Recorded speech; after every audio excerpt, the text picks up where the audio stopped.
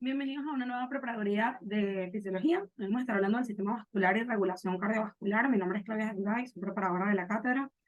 En esta oportunidad va a ser una prepa un poquito fuera de lo común, porque nos vamos a enfocar solamente en los puntos que nos pidió los doctores que nos enfocáramos.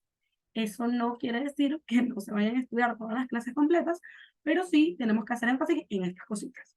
Entonces, vamos a comenzar. Lo primero que vamos a hacer es que vamos a hablar del flujo sanguíneo. Lo primero que ustedes tienen que saber es que no va a existir un flujo si no hay un gradiente de presión. Y cuando hablo de gradiente de presión es que no va a haber flujo si no existe una diferencia de presión entre un punto A y un punto B. Entonces, básicamente, si la presión en un punto A y en un punto B es la misma, no puede existir un flujo porque no se va a mover la sangre en ese vaso. Entonces, nosotros necesitamos que la presión en A sea mayor que la presión en B para que el flujo se pueda dar, es decir, para que la sangre se pueda mover. Entonces, el flujo va a estar determinado por el gradiente de presión entre la resistencia. Esa es una fórmula básica que ustedes tienen que saber. Entonces, ahora hablando de los tipos de flujo, nosotros vamos a tener dos tipos de flujo, laminar y turbulento. El flujo laminar es el que pasa en la mayoría de los vasos sanguíneos y donde básicamente nosotros vamos a tener que en el centro la velocidad del flujo es más rápida, o sea, a la luz, la velocidad del flujo es más rápida y que en la periferia, como en la periferia la sangre va a estar chocando con las paredes, eso genera una fuerza de roce que hace que disminuya el flujo a nivel de la periferia. Entonces, en el flujo laminar, en la periferia la velocidad es más lenta y en el centro la velocidad es más rápida. Además, en este flujo laminar, entre, entre menor sea el radio, más rápido va a ir ese flujo, que es lo que vemos aquí. Vemos que entre más chiquitos se van poniendo los tubos, más rápida va ese flujo por los tubos. Ahora vamos a tener que el otro tipo de flujo es el flujo turbulento. El flujo turbulento se va a dar en las zonas de estrecheces y de bifurcaciones, ¿ok? Estrecheces porque tú tengas que el sistema nervioso simpático esté estimulando y eso disminuye el radio. Eh, Bifurcaciones como que la carótida común se bifurca en carótida externa y carótida interna y eso hace una estrechez. Entonces, básicamente, este flujo va a ser un flujo desordenado donde la velocidad del flujo no va a estar sectorizada o regionalizada como lo veíamos en el flujo laminar y este flujo tiende a ser un poquito, suele ir después de una estrechez. ¿Okay? ¿Y cómo nosotros vamos a saber o podemos poder determinar si tenemos un flujo laminar o un flujo turbulento? Básicamente a través del número de Reynolds. El número de Reynolds, si es mayor a 2000, quiere decir que tú tienes un flujo turbulento. Si es menor a 2000, quiere decir que tú tienes un flujo laminar. Entonces, básicamente, el número de Reynolds está determinado por la densidad, el diámetro del tubo y la velocidad del flujo entre la viscosidad. ¿Ok? Entonces, básicamente, entre más rápida sea la velocidad del flujo, mayor número de Reynolds vamos a tener, y si ese número de Reynolds es mayor a 2000, vamos a tener un flujo turbulento. Entonces, aquí se ve. Básicamente, donde se genere una estrechez, la velocidad del flujo va a aumentar y eso va a generar que en el siguiente segmento se genere un flujo turbulento como lo vemos aquí en la foto. Y aquí básicamente como se está bifurcando la arteria, vemos que en esa bifurcación se genera un flujo turbulento donde el número de Reynolds va a ser mayor a 2000. Y eso, por lo menos en el parcial lo preguntaban, como que un flujo turbulento está determinado por un número de Reynolds mayor a 2000, esa opción va a ser la verdadera. Si te dicen que es menor a 2000, es un flujo laminar y es falso. Ok, entonces esto es lo que estábamos hablando un poquito de los gradientes. Básicamente, si tú tienes que en todos los tubos la velocidad, o sea, perdón, que tú tienes que en todos los tubos la presión es la misma, no va a haber un movimiento de agua, es decir, no va a haber un movimiento de la sangre y no se va a poder dar el flujo, ¿ok? En cambio, en este ejemplo B, tú estás abriendo la llave y eso hace que haya una diferencia de presión entre todos los tubos y eso hace que básicamente el agua sí se pueda mover o en el caso del organismo, que la sangre sí se pueda mover. Entonces, en el sistema vascular es importante entender que las mayores presiones van a estar del lado del corazón izquierdo, es decir, ventrículo izquierdo, aurícula izquierda, y que las menores presiones van a estar del lado del corazón derecho, es decir, ventrículo derecho y aurícula derecha. Entonces, ¿dónde va a ser la mayor presión a nivel del ventrículo izquierdo? ¿Y dónde van a ser la menor presión a nivel de la aurícula derecha? Por eso es que se permite que se haga el flujo sanguíneo, porque básicamente el ventrículo izquierdo va a eyectar la sangre a través de la válvula aórtica, la sangre va a salir a través de la aorta hacia todo el lecho vascular y vamos a tener que cuando llega a la aurícula derecha, vamos a tener una muy poca presión y eso es lo que va a hacer que se genere el flujo a través de todo el sistema sanguíneo. Es como que si este tubo grande fuera el ventrículo izquierdo y este tubo pequeño fuera la aurícula derecha. Esa diferencia de presión en el sistema cardiovascular es lo que nos va a permitir que haya un flujo. Ahora la otra cosita es que la presión arterial, a medida de que nosotros vamos avanzando en el sistema vascular, va a ir disminuyendo. Y no solamente que va a ir disminuyendo, sino que a nivel de las arteriolas va a haber una disminución abrupta de la presión arterial. Esto tiene mucho que ver con las características de los vasos. Básicamente, las arterias decimos que son vasos elásticos. Cuando hablamos de algo elástico es que puede tener deformidad, o sea, puede tener grandes cambios de volumen, pero que pueden volver a su posición original. Lo que pasa en las arterias es que ellas tienen una gran distensibilidad. Es decir, van a poder tener unos grandes cambios de volumen, pero van a poder mantener una presión entre los límites normales. ¿Qué pasa? ¿Por qué se da esta disminución tan abrupta a nivel de las arteriolas? Porque las arteriolas no tienen tanto componente elástico como las arterias, es decir, no van a tener tanto colágeno, tanto elastina. En cambio, las arteriolas van a sustituir ese tejido elástico por tejido muscular. Y eso hace que las arteriolas sean vasos de resistencia que amortigüen el flujo y hacen que caiga la presión arterial. Pero ustedes se van a preguntar que por qué es tan importante que las arteriolas reduzcan el flujo a este nivel. Porque nosotros necesitamos que a los capilares llegue una velocidad de flujo disminuida. Es decir, que a nivel de los capilares el flujo esté disminuido para que se pueda dar el intercambio de nutrientes óptimamente. ¿Okay? Porque si el flujo está pasando muy rápido, los nutrientes no se van a poder intercambiar de la mejor manera y eso hace que hayan déficit a nivel de los tejidos. Entonces, pregunta, ¿por qué disminuye la presión arterial a nivel de las arteriolas? Porque hay una sustitución de tejido elástico por tejido muscular. ¿Y cuál es la finalidad? Que se pueda dar un buen intercambio de nutrientes a nivel de los capilares. Por otro lado, las venas representan nuestros vasos de capacitancia, es decir, ellas pueden ser un reservorio de mucha sangre y por eso es que cuando hay mucha sangre en las venas, aumenta el retorno venoso y por ende va a aumentar el gasto cardíaco. Recordando la ley de Frank-Starling que dice que todo lo que entra tiene que salir, es decir, todo lo que eyecta el corazón a través del gasto cardíaco tiene que volver al corazón a través del retorno venoso. Y las encargadas de que esa sangre se acumule y pueda volver al corazón son las venas. Ok, ahora vamos a hablar de los factores determinantes del flujo sanguíneo. Nosotros vamos a tener que, como ya les había explicado, flujo va a ser gradiente de presión sobre resistencia, pero como todo en fisiología no puede ser tan sencillo.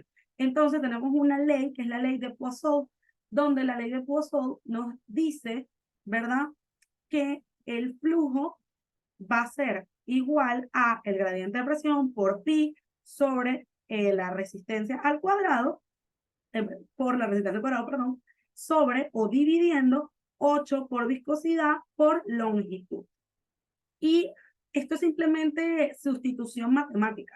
Nosotros vamos a tener que la resistencia, que es lo que está dividiendo, va a ser igual a 8 por la viscosidad, por la longitud, entre el radio al cuadrado. Entonces nosotros lo que básicamente vamos a hacer es que aquí, en vez de poner la R acá abajo, vamos a poner las cosas que son directamente proporcionales, viscosidad y longitud, porque entre mayor viscosidad, mayor resistencia, menor flujo, y vamos a poner en la parte de arriba, que es lo que va a ser directamente proporcional al pi y al radio al cuadrado.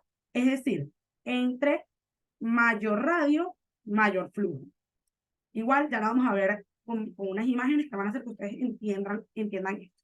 Nosotros vamos a tener que el diámetro, que en la fórmula está representado como radio al cuadrado, entre más diámetro, mayor va a ser el flujo, y eso está representado en estas imágenes, porque ustedes están viendo que el diámetro del tubo 1 es más pequeño que el del tubo 2, y vemos que el diámetro del tubo 1 hace que el flujo que esté en este recipiente sea menor. En cambio, en este tubo 2, el diámetro es más grande y el flujo es mayor.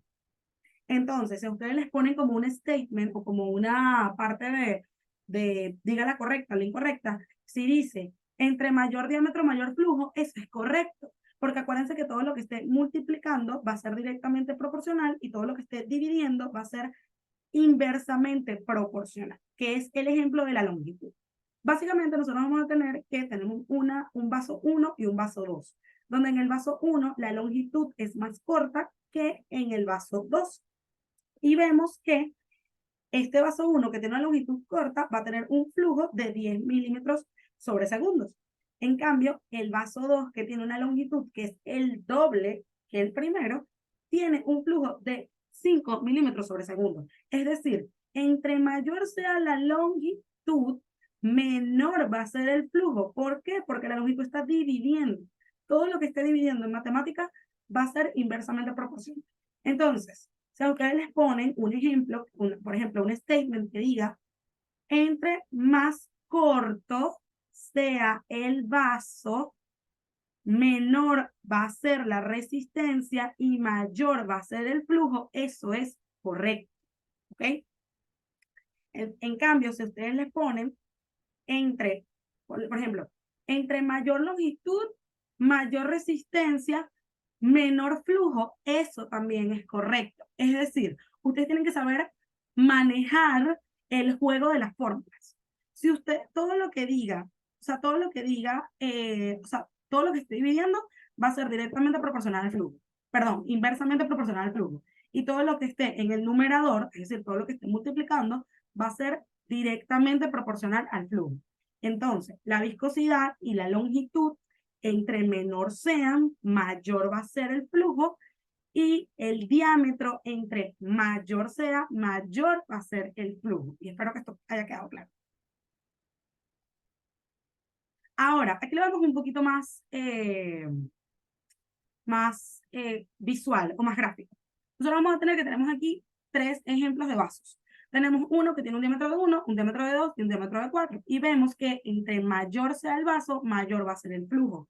Porque el diámetro está, aquí está la fórmula otra vez, el diámetro está multiplicando. Entonces, mayor flujo, vemos que, o sea, mayor diámetro, vemos que el calibre es más grande, mayor va a ser el flujo.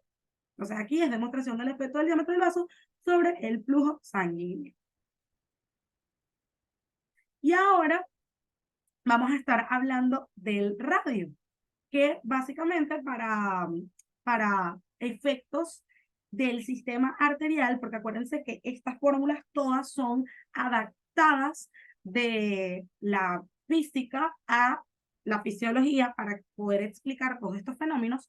El radio del vaso el radio del vaso va a ser el parámetro de la resistencia más influyente para el flujo. ¿Por qué? Porque tanto el sistema nervioso, o sea, el sistema nervioso simpático, a través del tono simpático, va a poder incidir en él. Es decir, si yo disminuyo el radio, mayor va a ser la resistencia, y eso va a hacer que eso, perdón, entre menor sea el radio, mayor va a ser la resistencia y eso va a disminuir el flujo, ¿ok? Entonces, eso es lo que vemos en este primer ejemplo, donde vamos a ver que el radio es de 1 y eso va a hacer que ese radio de 1 aumente la resistencia y como aumenta la resistencia y la resistencia está dividiendo, eso disminuye el flujo. Y eso es lo que pasa cuando hay una vasoconstricción, es decir, cuando el tono simpático esté aumentado. Entonces el radio es el parámetro más influyente en la variación de resistencia, ya que es el único que se puede modificar, porque también sabemos que hay sustancias vasodilatadoras como el óxido nítrico, que lo que va a hacer es que hace que este radio se ponga en 4. Entonces, entre mayor radio, menor resistencia, mayor flujo. Eso es lo que básicamente explica que los efectos del tono simpático o de las sustancias como el óxido nítrico y que el radio es el parámetro más importante en la variación de la resistencia. Porque realmente tú la longitud y la viscosidad, bueno, la viscosidad se puede modificar, pero la longitud generalmente va a ser la misma. Entonces, ustedes le preguntan cuál es el parámetro más importante, va a ser el radio. Ahora vamos a estar hablando un poquito de la resistencia vascular y vamos a tener que los vasos se pueden disponer en serie o se pueden disponer en paralelo, donde básicamente si se disponen en serie, la resistencia va a ir aumentando, pero cuando lo disponemos en paralelo, nosotros vamos a tener que la resistencia hay que dividirla sobre 1 y por eso es que la resistencia a nivel de las ramificaciones más pequeñas va a ser menor. ¿Okay? Ahora les vamos a explicar este parámetro que es la ley de la continuidad, donde vamos a estar explicando la velocidad del flujo. Nosotros vamos a tener que la velocidad de flujo va a ser igual al flujo sobre el área de sección transversal, donde básicamente entre mayor sea el área de sección transversal, menor va a ser la velocidad de flujo. Y esto ya lo vamos a explicar mejor. Básicamente nosotros vamos a tener que la aorta, ¿verdad? Va a tener una gran área de sección transversal si la comparamos con un solito capilar. Es decir, si yo lo comparo con este pedacito que está aquí, un solito capilar, obviamente la aorta debería tener menor velocidad según lo que yo les acabo de explicar. Pero a nivel de los capilares, esto no funciona como una sola unidad, sino que funciona como la sumatoria de todas las unidades. Entonces, obviamente, déjenme rayar un momento. Obviamente, de aquí a aquí hay una mayor área de sección transversal que de aquí a aquí. Por lo tanto, la velocidad del flujo a nivel de la aorta va a ser mayor porque el área de sección transversal a nivel de la aorta es menor y por lo tanto la velocidad aumenta, es lo que les estaba explicando. Todo lo que divida es inversamente proporcional y como a nivel de la aorta el área de sección transversal comparada con los capilares es menor, la velocidad del flujo va a ser mayor. En contraparte, como los capilares se suman, todo esto se suma, el área de sección transversal va a ser mayor, por lo tanto, como aumenta el área de sección transversal, la velocidad del flujo va a ser menor. Y esto es pregunta. A nivel de los capilares sanguíneos, la velocidad del flujo disminuye. ¿Por qué? Porque tenemos que sumar todas las unidades. Al sumar todas las unidades chiquiticas que ustedes ven aquí, hacemos una mayor área de sección transversal y eso hace que disminuya la velocidad del flujo. Vamos a borrar esto.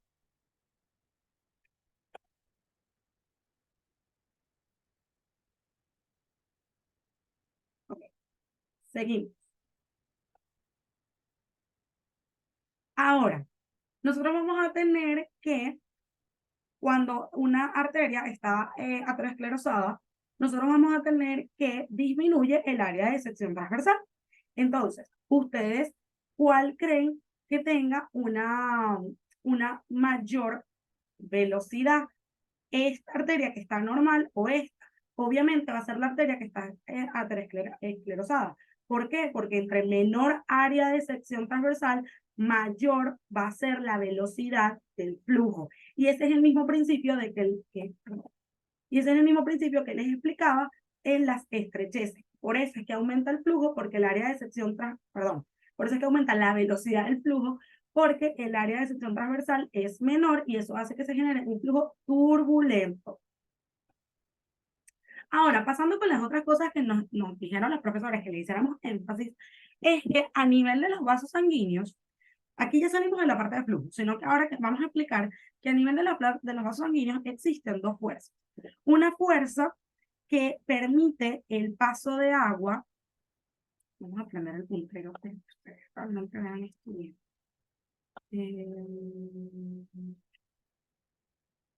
Un segundo. Ok.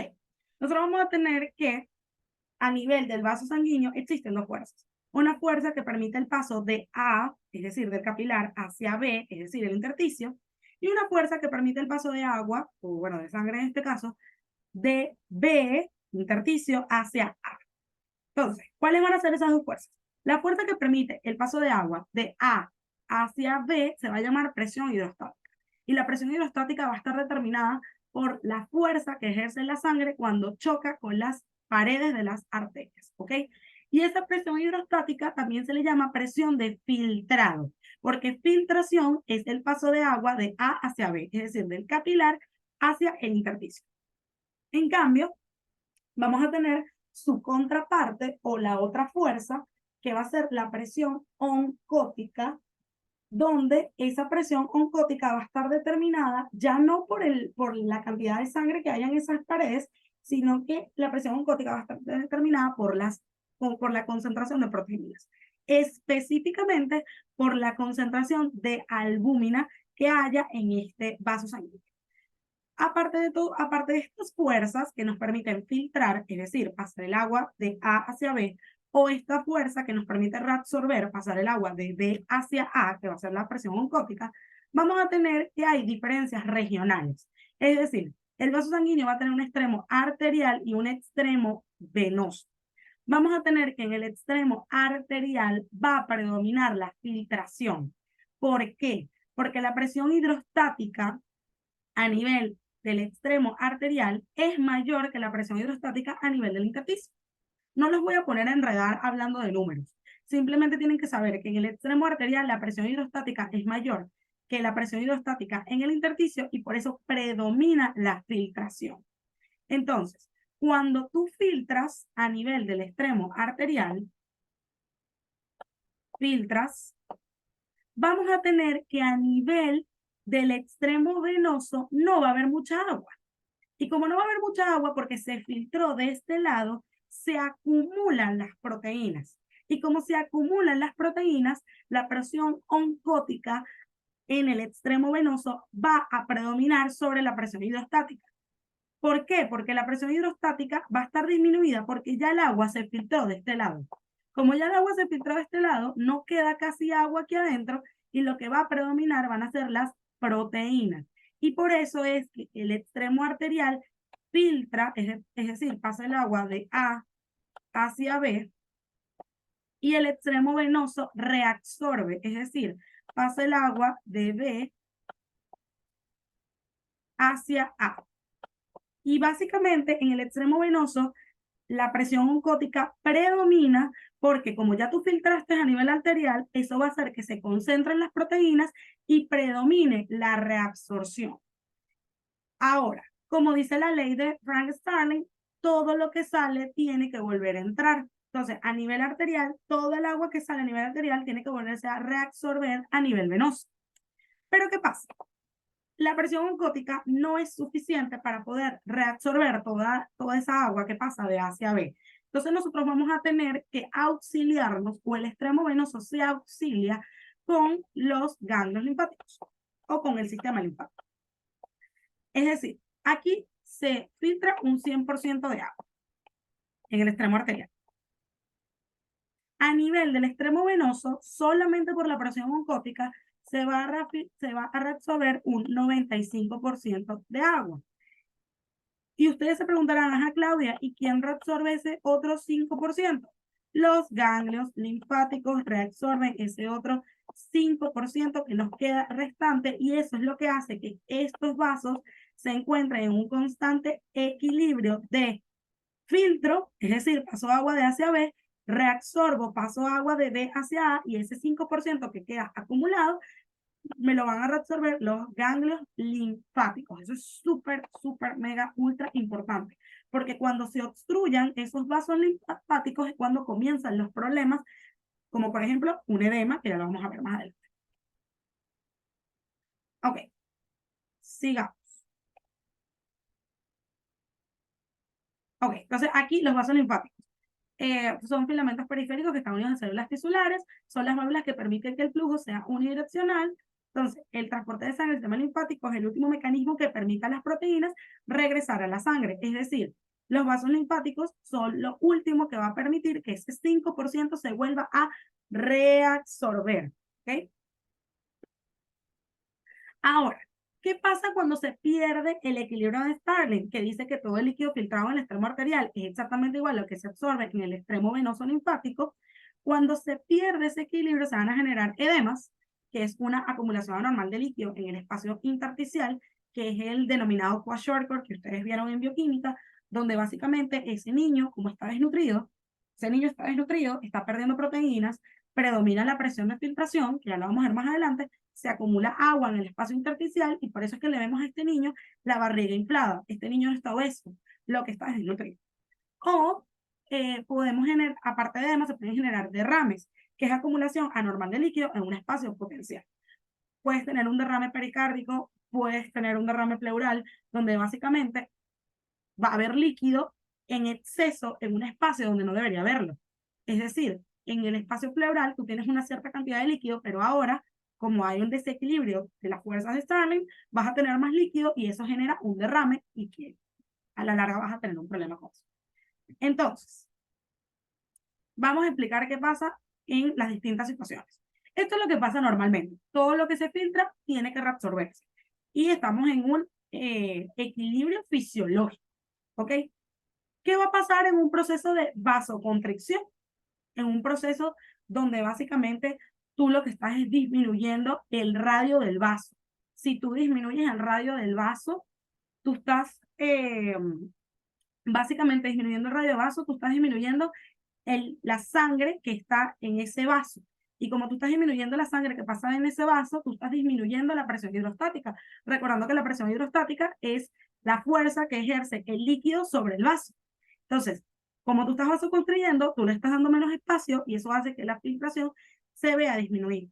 Si yo estoy filtrando menos, básicamente la presión oncótica va a predominar sobre la presión hidrostática y eso explica por qué en un proceso de vasoconstricción aumenta la presión neta de reabsorción.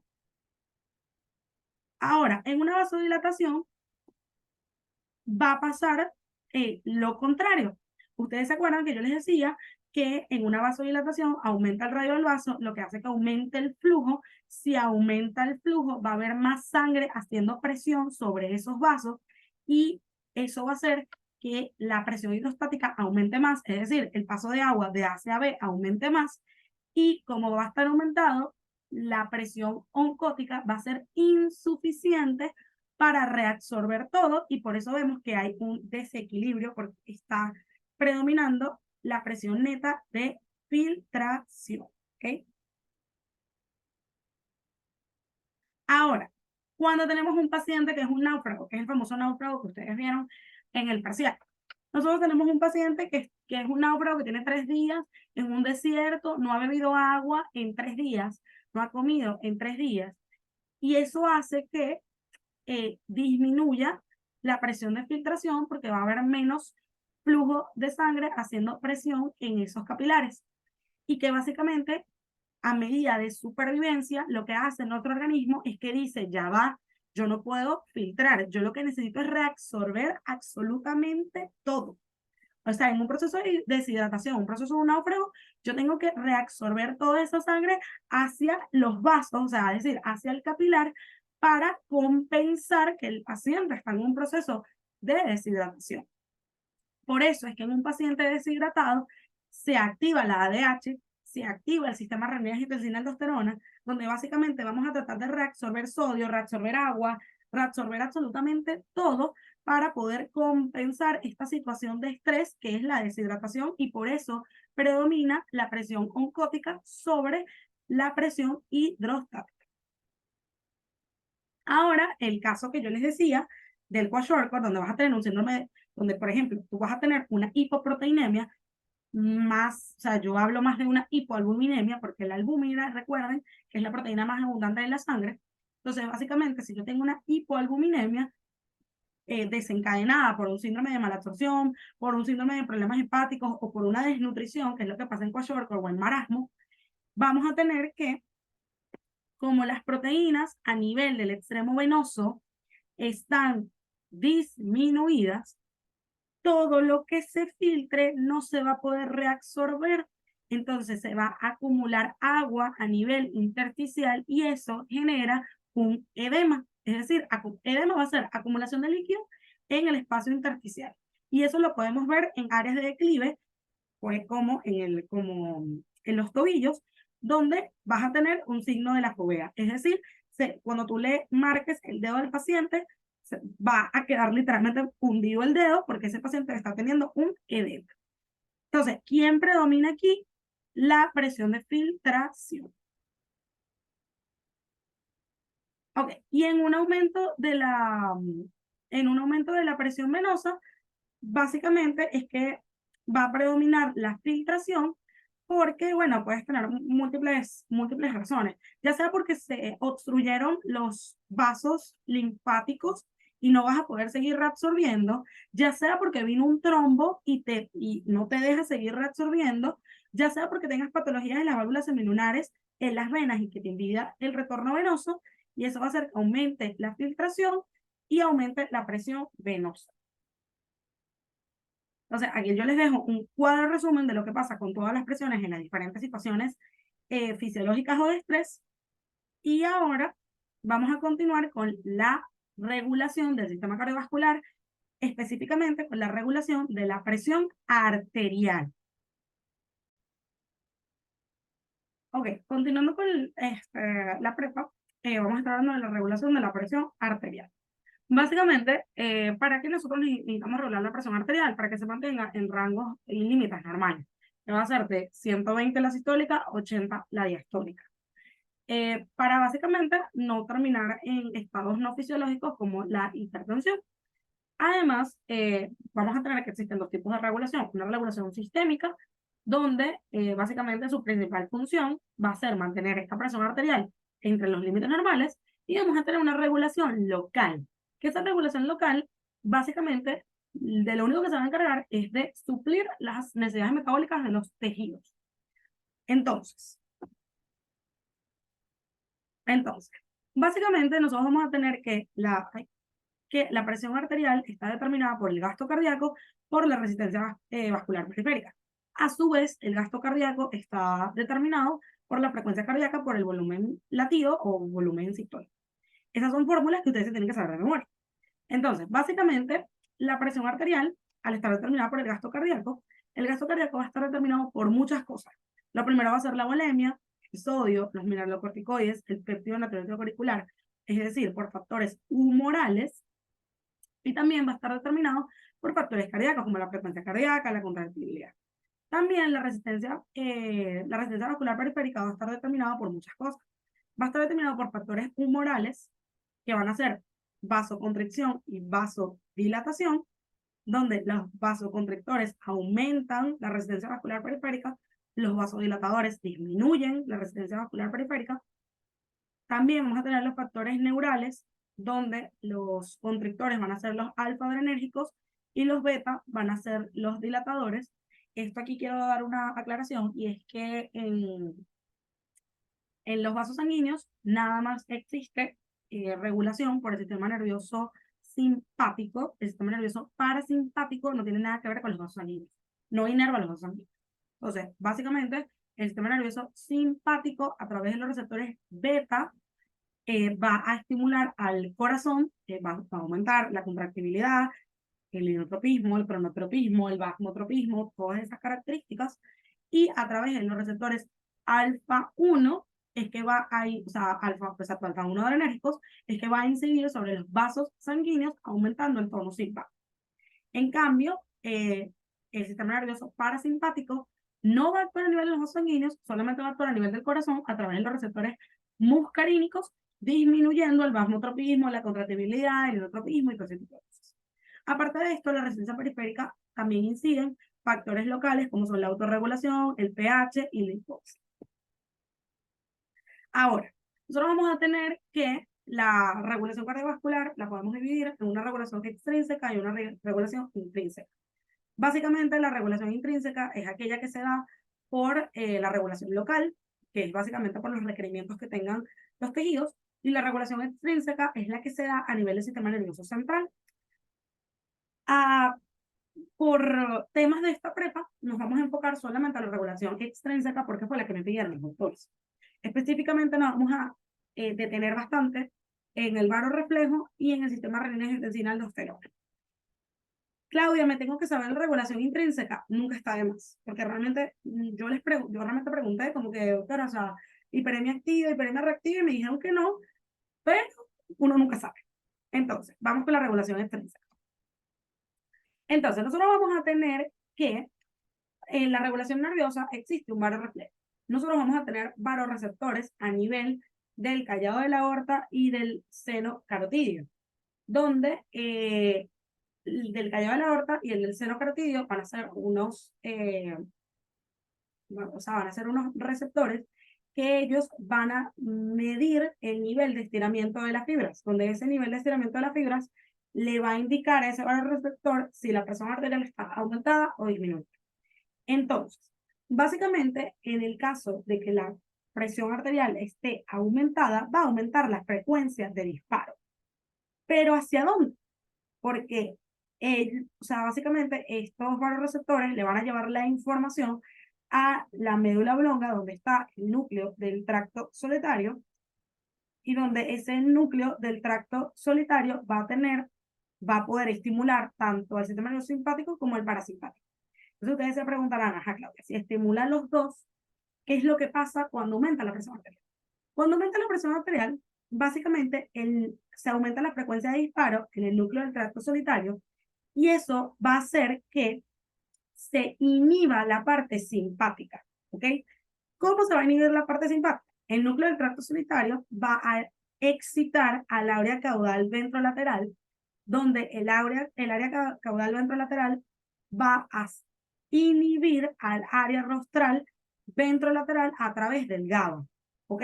Si yo inhibo al área rostral ventrolateral, no se va a dar ni la vasoconstricción, ni el aumento de la frecuencia cardíaca, ni el aumento de la presión arterial, porque si la presión arterial ya está aumentada, ¿para qué yo quiero estimular a la vía simpática? No tiene sentido.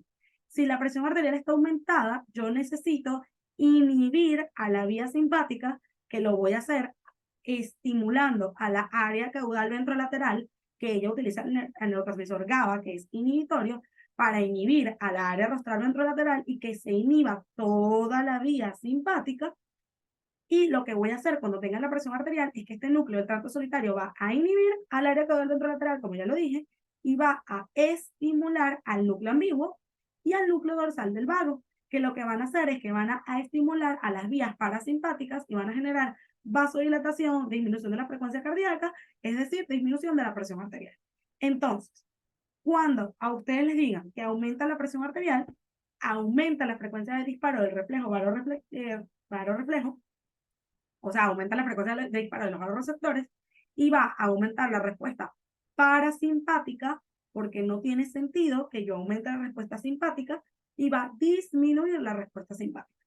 Ahora, si la presión arterial está disminuida, que es el caso contrario a lo que está expuesto aquí, la frecuencia de disparo al núcleo del tracto solitario ubicado en la médula oblonga va a disminuir y por lo tanto no se va a excitar el área caudal ventrolateral, y si no se excita esta área caudal ventrolateral, no va a inhibir al área rostral, y como no la inhibe, eso va a hacer que se estimule la vía simpática y sí se vaya a dar la vasoconstricción, el aumento de la frecuencia cardíaca, el aumento del inotropismo, el aumento del cronotropismo, el aumento de la contractibilidad, todo esto. Entonces, cuando disminuye la frecuencia de disparo, porque está disminuida la presión arterial, vas a tener un predominio, una respuesta simpática y una disminución de la respuesta parasimpática, porque no tiene sentido que tú estimules una vía que te va a disminuir aún más la presión arterial.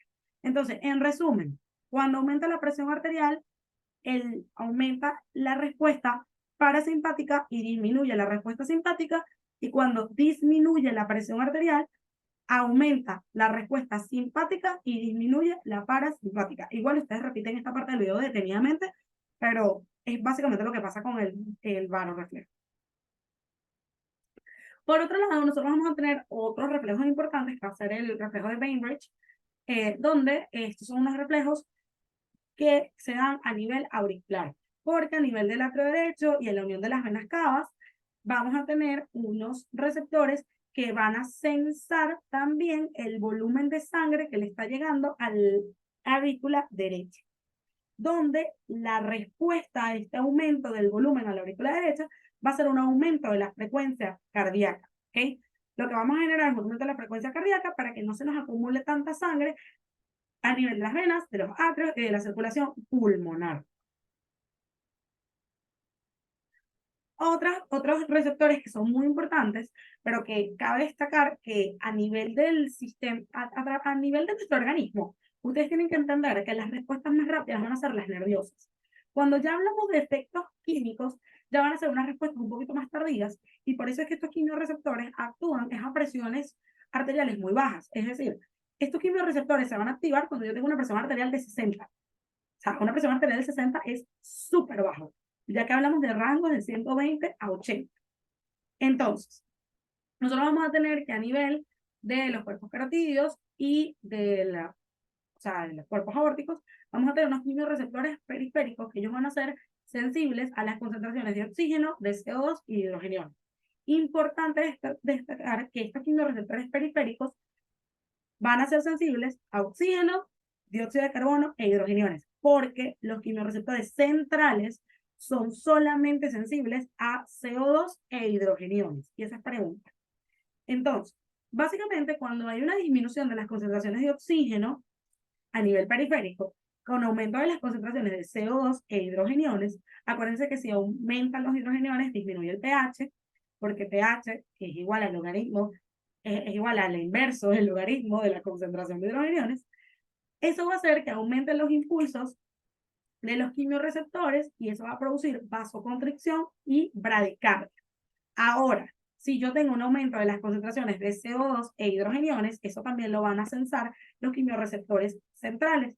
Y si los quimiorreceptores centrales sensan esto, van a generar una hiperventilación, porque tengo demasiado CO2 y tengo que sacarlo. Y a medida de que yo estoy sacando ese CO2, va a generar una acidosis metabólica, por ende, una acidosis respiratoria, se va a generar una acidosis respiratoria, por ende, y básicamente vas a tener esa respiración de Kussmaul o esa respiración acidótica, y también vas a tener taquicardia, porque obviamente tú estás tratando de sacar todo ese CO2. Además, una de las partes, ya salimos de la parte nerviosa, ahora vamos a hablar de la regulación humoral. La regulación humoral es muy, muy importante, pero como les dije antes, primero va a ser lo nervioso y después va a ser lo químico. Y bueno, antes de lo químico viene lo humoral, pero básicamente estas son respuestas que son a largo plazo. Es decir, yo tengo que tener la presión arterial disminuida desde hace mucho tiempo para yo activar el sistema renina-angiotensina-aldosterona, donde el sistema renina-angiotensina-aldosterona va a sensar una disminución del flujo sanguíneo, específicamente del flujo sanguíneo renal, donde las células juxtaglomerulares van a sintetizar renina, esa renina va a llegar a hígado y va a mediar el paso de angiotensinógeno a angiotensina 1, luego esa angiotensina 1 va a viajar a los pulmones, donde va a pasar de angiotensina 1 a angiotensina 2 a través de la ECA, es decir, la enzima convertidora de angiotensina 2, y esa angiotensina 2 es la que realmente va a tener el efecto biológico que va a hacer, que va a estimular un proceso de vasoconstricción para aumentar la presión arterial, va a estimular a la corteza suprarrenal, si no mal recuerdo, a la capa glomerular, para sintetizar aldosterona, donde esa aldosterona va a promover un aumento de la reabsorción de sodio y agua justamente para aumentar el flujo, aumentar la presión arterial y lograr tratar de compensar toda esta situación, ¿ok? Además, esa disminución de la presión arterial va a activar al núcleo supraóptico a nivel de la neurohipófisis para que te libere ADH, que es la antidiurética o la vasopresina, donde esta vasopresina o antidiurética va a aumentar también la presión arterial y va a aumentar la osmolaridad, uno de los estímulos para que se secrete ADH es el aumento de la osmolaridad. Va a ser la disminución de la volemia, el aumento de la osmolaridad y la disminución de la presión arterial hace que se estimule la liberación de ADH. ¿Y qué va a hacer la ADH? A través de los receptores beta 1 va a generar vasoconstricción y a través de los beta 2, bueno, no beta 2, perdón, de los B2, va a generar que se reabsorba agua, es decir, que tú insertes acuoporinas a nivel del túbulo colector y a través del túbulo contorneado distal para que se reabsorba agua y se aumente por ende la volemia y la presión arterial. A su vez, vamos a tener que por su contraparte, cuando tenemos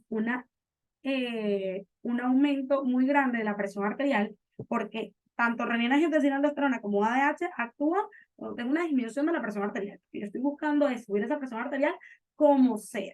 En cambio, el péptido natriurético auricular va a ser sintetizado por la aurícula y él se va a sintetizar cuando yo tengo unos niveles de presión arterial muy, muy altos. ¿Y qué va a hacer el péptido natriurético auricular? Va a generar un efecto vasodilatador, va a inhibir a la angiotensina 2, a la aldosterona, a la ADH, y en vez de tú reabsorber sodio y agua a nivel renal, tú lo que vas a hacer es aumentar la excreción porque yo estoy buscando es disminuir la presión. Igual ustedes van a ver en fisiopato que estos mecanismos no son suficientes y que muchas veces lo que hacen es empeorar la cuestión. Pero bueno, esto es todo. Muchas gracias. Espero que les haya servido. Espero que tengan mucho éxito en su reparación, que no se desanimen. Raspar fisiología no es el fin del mundo. La vida sigue. Tampoco quiero que tengan una negatividad encima de que, sabes, voy a tener que articular a juro. Estudien para esta reparación, traten de salir bien, pensen la estadística y si no logran pasar la materia, no se desanimen porque saben más que ayer. Saben más que ayer. Y sabrán, y mañana también saben más que ayer. Entonces, nada, muchachos, de verdad mucho éxito y espero que les vaya increíble en su reparación y que les vaya increíble en el resto del año, ya que esta es mi última prepa del año. Los quiero inmenso.